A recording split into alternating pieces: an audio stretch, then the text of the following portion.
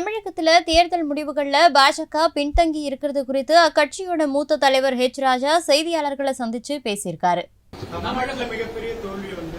அதாவது தமிழ்நாட்டில் தேசிய ஜனநாயக கூட்டணி ஒரு சீட்டில் தான் முன்னணி இருக்குன்னு இப்போ தகவல் வந்திருக்கு. இது மிகப்பெரிய தோல்வின்னு எப்படி சொல்ல முடியும்? இல்லை சொல்றேன், நான் சொல்றேன். இது ஏற்கனவே நாம் ட்ரை பண்ணி இருந்தது.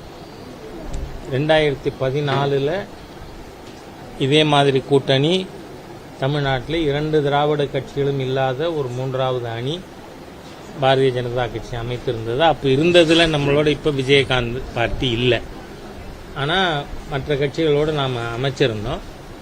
இப்போ கிட்டத்தட்ட 12 தொகுதிகளில் தேசிய ஜனநாயக கூட்டணி 2வது இடத்துல இருக்கு.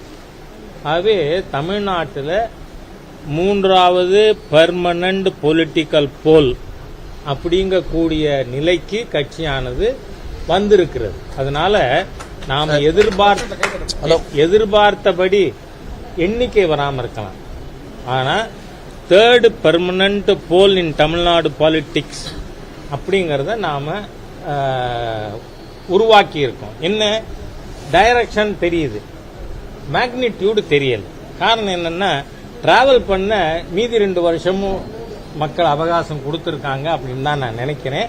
அதனால 26 தமிழ்நாட்டிலையும் BJP will be a big player in assembly election.